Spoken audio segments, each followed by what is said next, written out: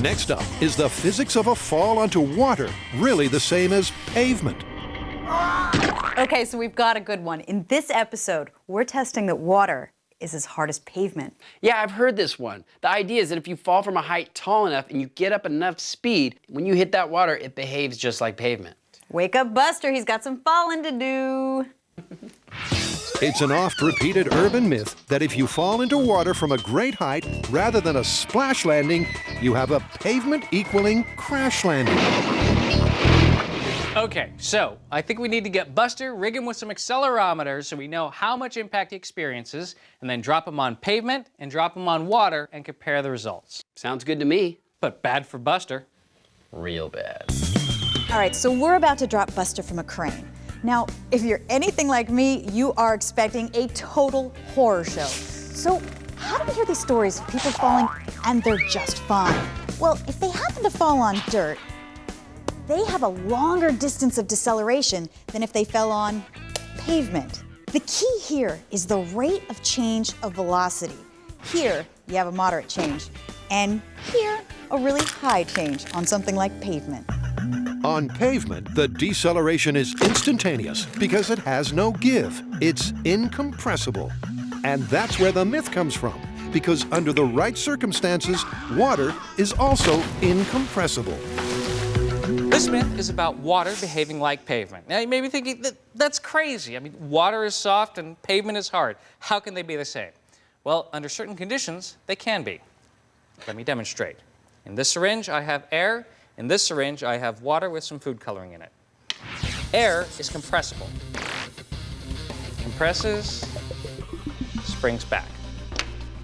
Water is incompressible. I try and push it in, and it doesn't compress. And that's what's gonna happen when your body falls out of the sky and hits the surface of the water.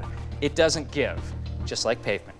So to find out whether or not water is in fact as hard as pavement, we are going to be dropping Buster from heights wearing one of these. This is an accelerometer. It is an electromechanical device used to measure acceleration forces. Now these forces are commonly known as gravitational forces or G-forces. Now the challenge with our specific experiment is that we're going to be measuring very high G-loads, much higher than ordinary accelerometers can handle. And that's why we have this system. I'm not fondling his nipple.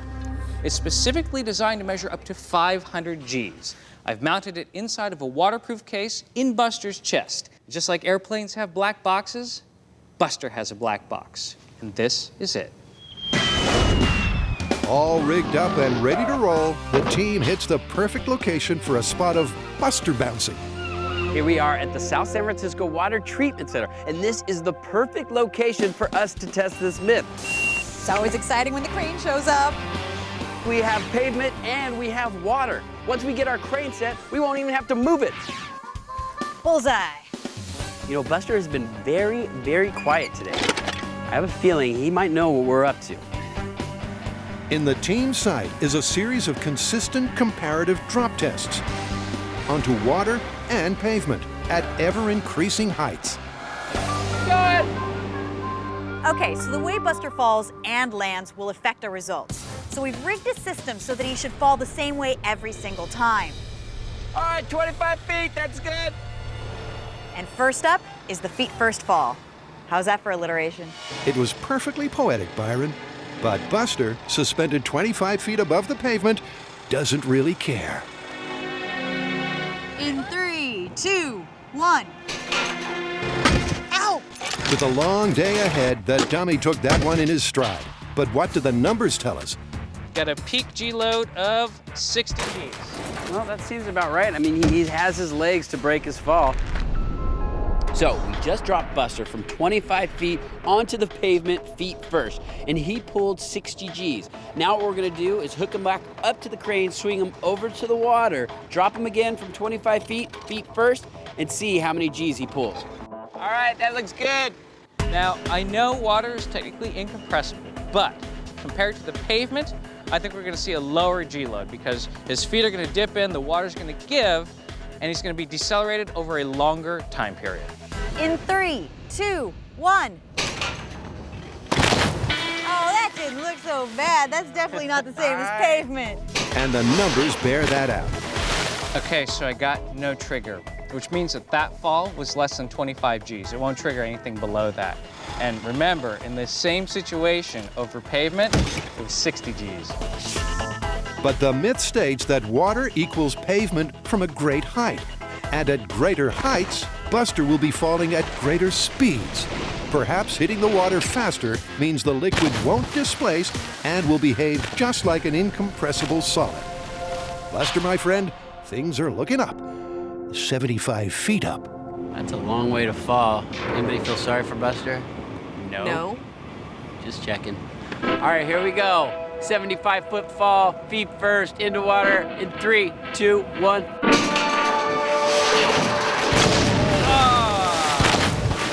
Ooh, that was a solid hit.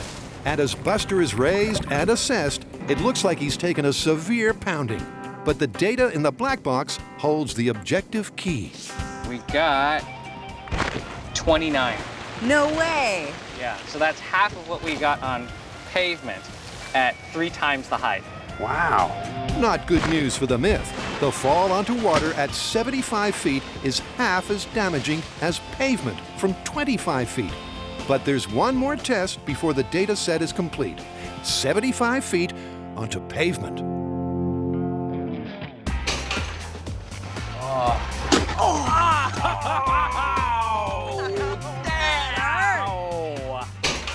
Watching Buster fall 75 feet onto the pavement was painful. I mean, his body twisted in ways that a human body never should. All right, so we just dropped Buster 75 feet, feet first, into the pavement. What kind of G's did we pull? We absolutely maxed out our accelerometer. And maxed out means the G-load was in excess of 500. That's an impact at least 17 times harder than the H2O. In these circumstances, water clearly does not equal pavement. But the myth isn't sunk just yet, and here's Grant's theory as to why. Now, water's incompressible. That's a fact of physics. And if I put my hand in the water slow enough, the water can displace. It can move out of the way. But if Buster were to hit the water fast enough, and if he had enough surface area, the water wouldn't have a chance to get out of the way. And because it's incompressible, there'll be some point at which the G-force is equivalent between water and pavement. So, because surface area may be a factor, it's time to bring out the belly flop.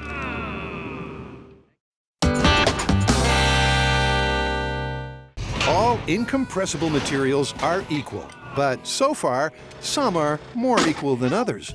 When Buster is dropped feet first, water has nothing like the impact of pavement.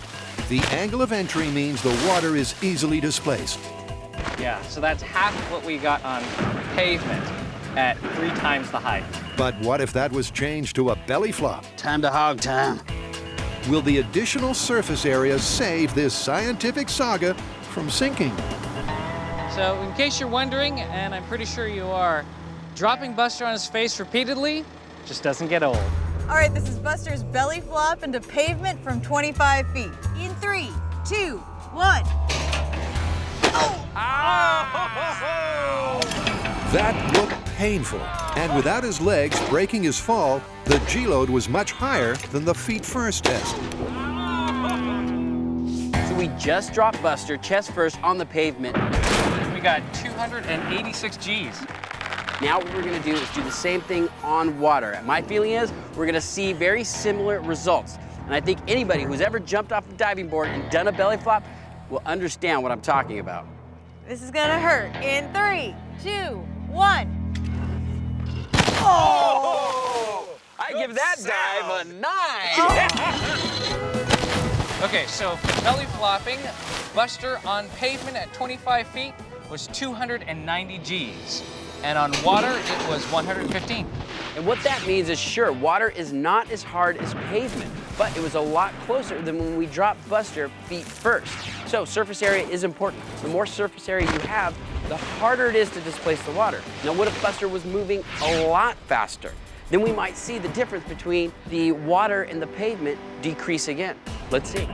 So the team thinks speed is the key, and to get Buster moving faster, they need to take him higher. This is dropping Buster from 50 feet in the belly flop position over water. Here we go. In 3, 2, 1. Oh. Oh! Look at the wave that's coming out. So dropping Buster from 50 feet actually peeled the skin off of his side. It was such an impact that all of us, I think, felt it. So it looks like on water at 50 feet, the belly flop is giving us 220 G. Now for the all-important comparison. Will the 50-foot pavement plummet be any closer to water than the 25-foot test? Take it up, 50 feet. 50 feet. You might not survive this, you know. I know, 25 looked like it hurt. 3, 2, 1. Oh! Hey, still in one piece. Tell me you didn't feel that. That wanted to make me throw up. I am so glad it was him and not me. All right, let's find out how he did. That was intense. In fact, it was so intense, the meter maxed out, meaning Buster pulled a G-load of 500 plus. Oh my God, that's a hard hit. Buster is bruised and battered, but with the meter unable to register the force of the fall, where does that leave the myth? So we've maxed out our meter. That means that we can't compare numbers to the 25-foot drop. Now, it's possible as you go higher that water could become more like pavement. We just can't test it here right now with this meter. So that means we have to do two things. First, we have to find a more mythbustery way to compare the fall into water versus the fall into concrete. And second, once we've done that, we have to perform more experiments, but this time at a much greater height. So high, in fact, that we reach terminal velocity. So the increased surface area of the belly flop was looking promising, but we need to go higher and faster. How high and fast are you thinking? Ooh, what about terminal velocity? 600 feet from a helicopter. That'd do it. Well, we're gonna have to figure out a different way to measure these falls because Buster's in pieces and the meter's maxing out. What about pigs? We can compare bone breakage. Seriously? So to test whether falling onto water is the same as falling onto pavement, we've come to Shadow Cliff Regional Park. Now, so far, in the feet first position, they're not very similar at all. But in the belly flop position, they're actually quite similar. The only problem is that our accelerometer, our measuring device, has maxed out at only 50 feet. Oh my God, that's a hard hit. And that's why we're here, because this time we're going to drop our items from a much greater height. So high, in fact, that they get to terminal velocity. The reason we want terminal velocity is the objects will never be going faster than that, and therefore never have a greater impact than that. So, to give the myth the best chance of working, the team will be comparing a 600 feet fall onto pavement and water. Come on, let's go! Get to the chopper! But how exactly will they compare the two? All right, so we maxed out our accelerometers, but we still need to figure out a way to measure the impact when falling on pavement and on water. So we can't use a human because obviously that's gonna kill somebody. So we've decided to go with the pig. To collect comparative data, we're going to x-ray the pigs, then we're gonna have an orthopedic surgeon analyze those x-rays, see how many bones are broken and what kind of damage happened when it hit the pavement. And we'll find out if water is as hard as pavement. And what I had for lunch. It's gruesome. But with no way of measuring the force of the fall electronically, a comparison of the physical damage incurred will perfectly illustrate the difference between water and pavement. Okay, I think he's ready. Let's get the bag. But the squeamish amongst you can rest assured the pigs will always be concealed in sealed bags, even when it comes time to assess the damage, because that will be done with a portable X-ray. Oh, this x-ray is cool technology. How fast does it work? Well, for the moment we push the button to the moment we're seeing the x-rays, about 5 seconds. So is this the weirdest thing you've ever done with it? It's like a pig sleeping bag. I'd have to say it is. All right, bag that pig. Nice. So we're using this specially designed military-grade plastic bag with welded seams. It's designed so that when you suck the air out, it will minimize the possibility of rupturing the bag, thus preventing further gruesomeness. Essential to the validity of the result is the requirement that both pigs fall at the same speed. Cue a cute little stabilizing chute. So now that we have our 2 identical pigs in 2 identical bags, one for pavement and one for water, it's time to attach the chute. Now, why do we need a chute? Well, terminal velocity depends on the orientation that the object falls. Since we want to keep our pig in belly flop position, we're attaching this stabilization chute, which will provide just enough drag to keep it like this without affecting terminal velocity. First up, pavement. Pig doesn't want to fly. Yeah, I'm pretty sure if you were gonna push me out of a helicopter, I wouldn't cooperate either. All right, so the pig is in the helicopter. Operation Pork Drop is ready to commence. Oh God, I'm not looking forward to this. Okay, we'll be on the ground. Good luck. Heads up. I know what to call it. What? A pork chopper. Oh! Operation Pork Drop is all set to commence. At the target altitude of 600 feet, Tory will help our porcine fall guy into free fall by kicking him out of the chopper. You guys ready? Just so you know, if that bag breaks, I'm going to vomit all over you. Oh, that sucks. This is my weekend shirt. Okay, Tory, we are in position and we are ready. All right, here we go.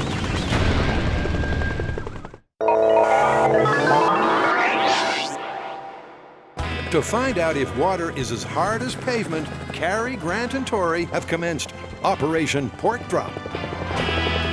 Okay, so here's the plan.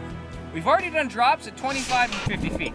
In the feet first position, the G load was very far apart, but in the belly flop position, they were much closer. But just to cover all of our bases, we're gonna go up to 600 feet, which will ensure that our pig reaches terminal velocity. So he's gonna get in the helicopter. When he gets to 600 feet, he's gonna kick the pig out of the door, and then we scoop it up and count the broken bones. Okay, so we're at our target altitude of 600 feet. We're hovering directly above the landing zone. Are you guys ready? Okay, we're ready. Okay, here we go. Operation Pork Drop onto pavement in 3, 2, 1.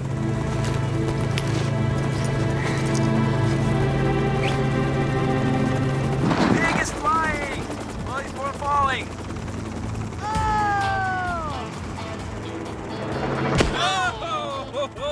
Despite a terminal velocity of 120 miles per hour and an incredible estimated G-load of 5,000 plus, the bag remained intact, and Operation Pork Drop was a success. Now, dropping a pig out of a helicopter seems pretty straightforward. That is, unless you have an uncooperative pig. But once I got him out of the helicopter, the drag chute opened up, he got into the belly flop position, and most importantly, he was traveling at terminal velocity. And the best part is, we hit the pavement. This was a perfect test. Oh, dude, that was crazy. Did you hear that splash? Yeah, and we got a belly flop.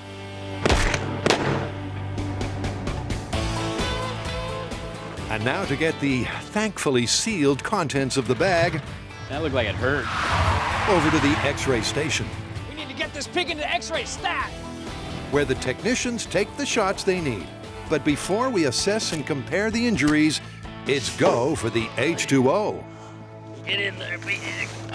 Okay, for this water test, we're going to use a pig of the same weight. We're gonna go to the same height with the helicopter and drop it to get the same terminal velocity. God, it's never easy loading a pig into a helicopter.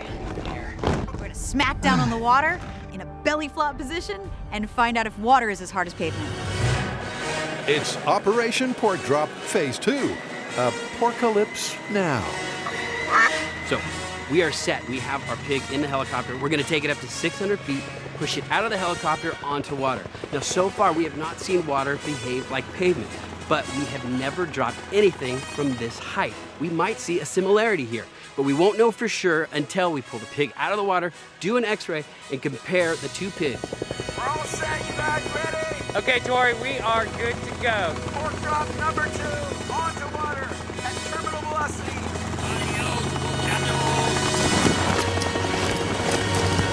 There it goes. Okay, stabilizing chute deployed. Looking good, looking good. Belly flop, and Splashdown. And once again, the stabilizing chute worked, serving up the perfect pork belly flop. so it didn't sink. Now to bring home the bacon and put this myth to bed. We thought the pig was gonna sink, so we got a special rescue crew to go out and dive to get him. How's the passenger? but he's actually floating on the water. Personally, I don't think they're gonna bring in a pig that's quite as damaged as that pavement drop. So it looked like a really hard hit.